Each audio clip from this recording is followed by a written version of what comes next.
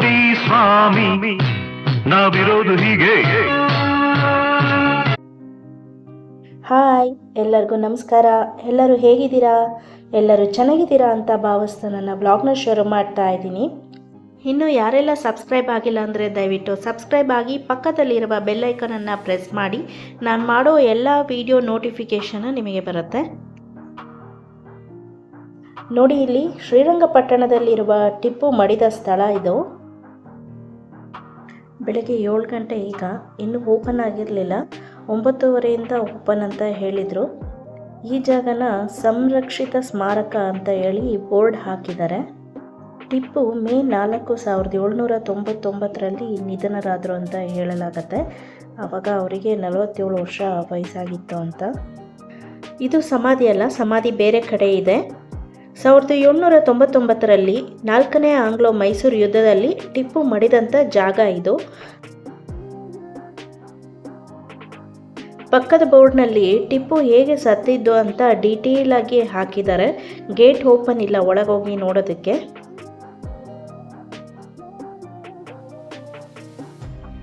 Kernel ಬೈಲಿಯ ಕಾರಾಗೃಹಕ್ಕೆ ಬಂದಿದ್ದೀವಿ.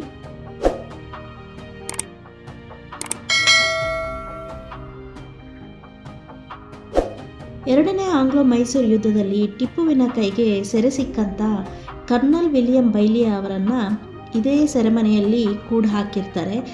ನಂತರ ದೀರ್ಘಕಾಲದ ಅನಾರೋಗ್ಯದ ಕಾರಣ ಕರ್ನಲ್ ಬೈಲಿ ಈ ಕತ್ತಲು ಕೋಣೆಯಲ್ಲಿ 1782 ನವೆಂಬರ್ 13 ನಿಧನರಾಗ್ತಾರೆ.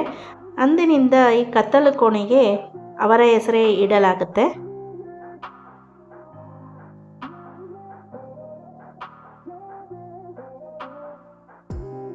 ಟಿಪ್ಪುವಿನ ಆಳ್ವಿಕೆಯಲ್ಲಿ ನಿರ್ಮಿಸಲಾದ ಭೂಗತ ಸೆರೆಮನೆ ಇದು.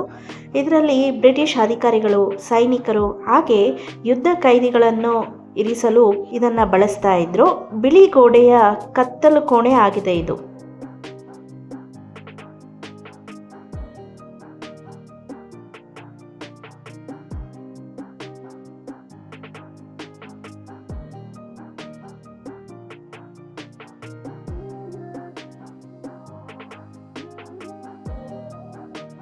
ಈ ಗೂಡುಗಳಲ್ಲಿ ದೀಪಗಳಿರ್ತಾ ಇದ್ರು ಅಂತ ಅನ್ಸುತ್ತೆ ನೋಡಿದ್ರೆ.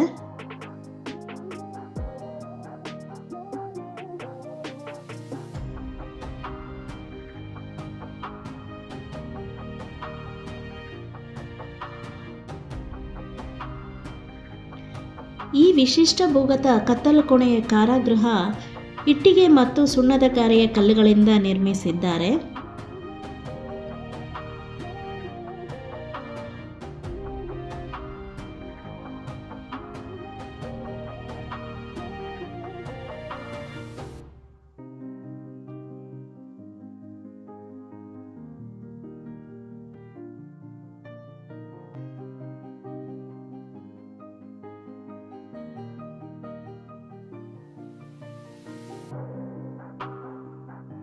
ಯುದ್ಧದ ನಂತರ ಸೆರೆಸಿಕ್ಕ ಬ್ರಿಟಿಷ್ ಅಧಿಕಾರಿಗಳು ಸೈನಿಕರನ್ನ ಯುದ್ಧ ಖೈದಿಗಳನ್ನಾಗಿ ಮಾಡಿ ಇಲ್ಲಿ ತಂದು 2 ಕೈಗಳನ್ನು ಕಟ್ ಹಾಕಿ ಕುತ್ತಿಗೆಯವರೆಗೂ ನೀರಿನಲ್ಲಿ ಮುಳುಗಿಸ್ತಿದ್ರಂತೆ.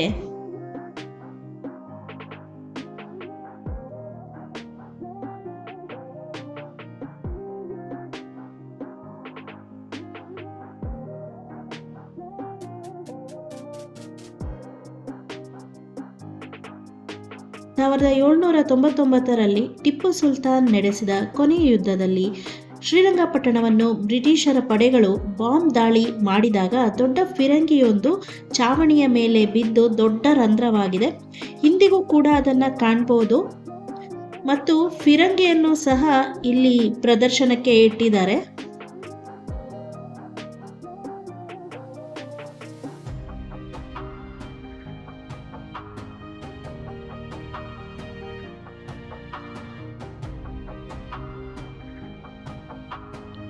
ನೋಡಿ, ಇದೇ ದೊಡ್ಡ ರಂಧ್ರಗಳು ಬ್ರಿಟಿಷರ ದಾಳಿಯಿಂದ ಆಗಿದ್ದು ಟಿಪ್ಪುವಿನ ಕೊನೆಯ ಯುದ್ಧದಲ್ಲಿ. ಇದು ಟಿಪ್ಪುವಿನ ಕಾಲದಲ್ಲಿ ಮೇನ್ ಡೋರ್ ಆಗಿತ್ತಂತೆ. ಈಗ ಅಲ್ಲೆಲ್ಲ ಫಿಲ್ ಮಾಡಿಬಿಟ್ಟಿದ್ದಾರೆ ಕಲ್ಲುಗಳಿಂದ.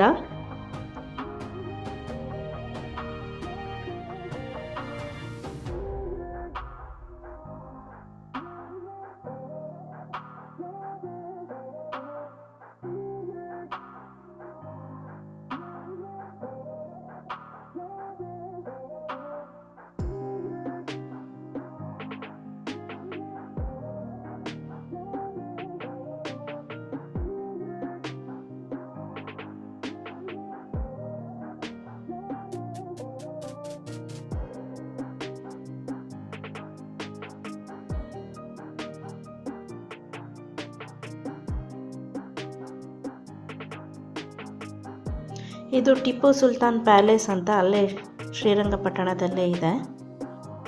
ಆದರೆ ಇಲ್ಲಿ ಅರಮನೆಯ ಪಳೆಯುಳಿಕೆ ಮಾತ್ರ ಇದೆ.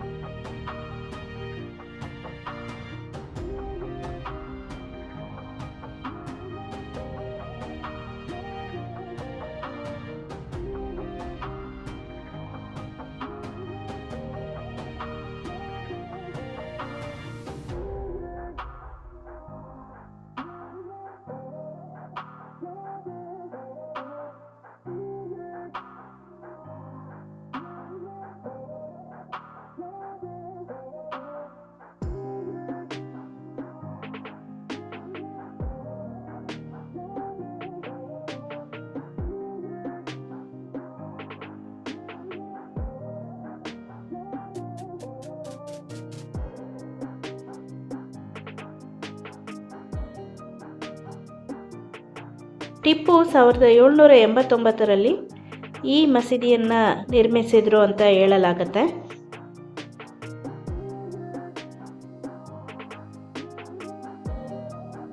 ಶ್ರೀರಂಗಪಟ್ಟಣ ಜಾಮಿಯಾ ಮಸೀದಿಯ ತೆರೆದ ಅಂಗಳ, ಮುಚ್ಚಿದ ವರಂಡ ಮತ್ತು 2 ಮಿನಾರ್ಗಳಿದೆ. ಈ 2 ಮಿನಾರ್ಗಳು 200 ಮೆಟ್ಟಿಲುಗಳನ್ನು ಹೊಂದಿದೆ. ಹಾಗೆ ಈ ಮಸೀದಿಯು 2 ಅಂತಸ್ತನ್ನು ಹೊಂದಿದ್ದು, ಈ ಮಿನಾರ್ಗಳ 200 ಮೆಟ್ಟಿಲನ್ನು ಹತ್ತಿಕೊಂಡು ನೋಡಿದರೆ ಶ್ರೀರಂಗಪಟ್ಟಣದ ಸುಂದರವಾದ ನೋಟ ಕಾಣಿಸುತ್ತದೆ. ಇದನ್ನು ಟಿಪ್ಪುವಿನ ಸೈನಿಕರು ರಕ್ಷಣೆಯ ಕಾರ್ಯಾಚರಣೆಗೆ ಉಪಯೋಗಿಸ್ತಾ ಇದ್ರಂತೆ.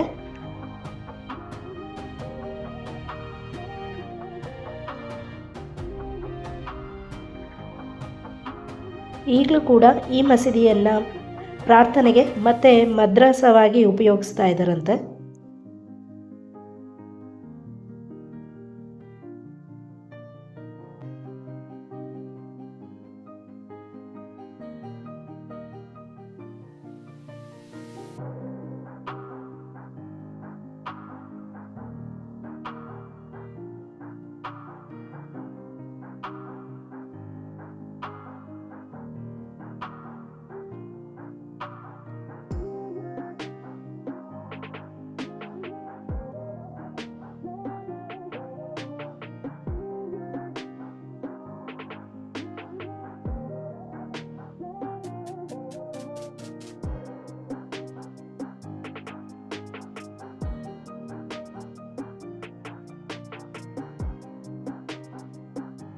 ನಾನಿಲ್ಲೇ ಈ ವಿಡಿಯೋವನ್ನು ಮುಗಿಸ್ತಾ ಇದ್ದೀನಿ. ಈ ವಿಡಿಯೋ ನಿಮಗೆ ಇಷ್ಟ ಆಗಿದ್ದರೆ ದಯವಿಟ್ಟು ಲೈಕ್, ಶೇರ್, ಕಮೆಂಟ್ ಮಾಡಿ. ಹಾಗೆ ಸಬ್ಸ್ಕ್ರೈಬ್ ಮಾಡೋದನ್ನು ಮರಿಬೇಡಿ.